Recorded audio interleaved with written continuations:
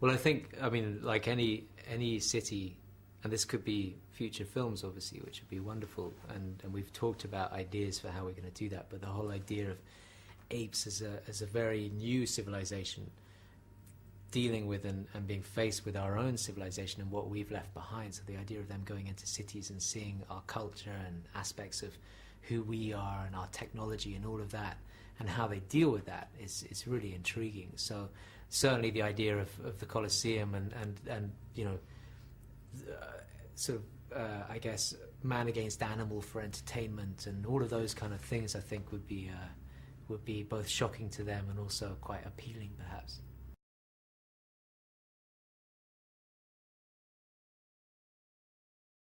I hope the story. I mean, that's what really appealed to me when I first read the script, was the idea of this story of Spartacus. You know, it's the story of an uprising, but told from the point of view of just a single individual.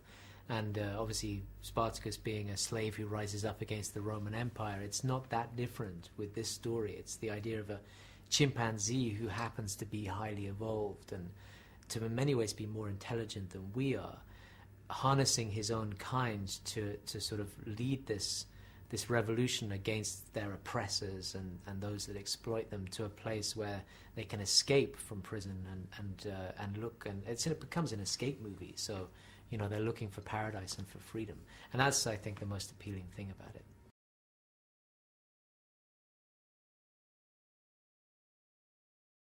Well, I think mostly because this mythology and this whole idea of another species becoming the alpha of this planet intrigues people massively, but also the way that we can tell these stories using this sort of framework of telling the story of these apes it's a little bit like holding a mirror up to ourselves. We get to see a reflection of ourselves in such a way as we get to understand certain aspects of us, but we're telling the story through the eyes of apes, and there's something really appealing about that.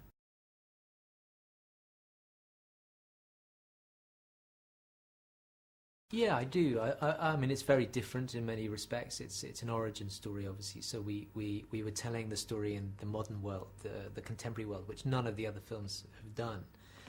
And actually, I find that the most appealing thing about it, in that, you know, because it is dealing with a contemporary world and it deals with us and who we are, then it gave me the opportunity to do things in a very reality-based way. It's less science fiction and more kind of real-world science,